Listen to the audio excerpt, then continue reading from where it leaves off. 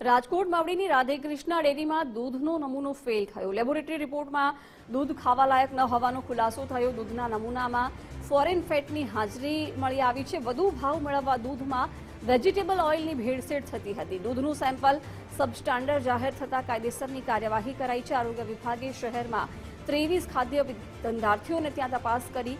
મધુવન, ઉમિયાજી અને દ્વારકાધીશ ડેરીમાંથી નમૂના લેવાયા છે। 3 ધંધાર્થીઓને લાયસન્સ બાબતે તંત્રએ કડક સૂચના આપી।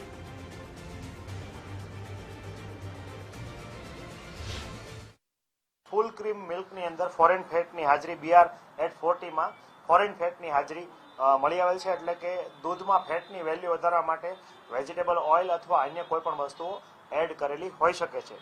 હાલ જે છે આ જે નમૂનો જે છે એ સબસ્ટાન્ડર્ડ આવેલો છે અને BR-40 ટેમ્પરેચર જે છે એ BR વેલ્યુ ઘણી બધી અલ્ટર્ડ આવેલ છે। અનુસંધાને જે છે સેમ્પલ સબસ્ટાન્ડર્ડ આવેલ હોય હાલ જે છે એડ્યુકેશનની કાર્યવાહી માટે નોટિસ જે છે 1 મહિનાની બજાવણી કરવામાં આવે છે। 1 મહિના બાદ એડ્યુકેશનની કાર્યવાહી જે છે આપણે આમાં કરવામાં આવશે।